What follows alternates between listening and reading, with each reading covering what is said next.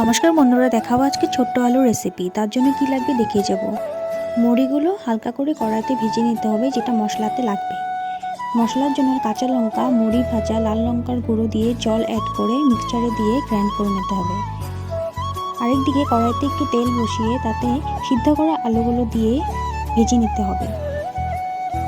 তাতে নুন একটু অ্যাড করে ভাজা ভাজা হলে হলুদটাকে অ্যাড করে আলুটাকে ভালো মতো ভেজে নিতে হবে।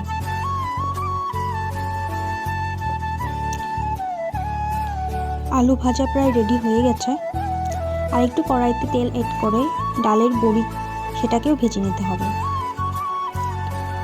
কড়াইতে তেল দিয়ে তেজপাতা, জিরা দিয়ে মশলাগুলো দিয়ে হলুদ আর নুন দিয়ে হালকা করে কষা করে ভাজা ভাজা করে তাতে ভাজা আলুগুলো দিয়ে দিতে হবে।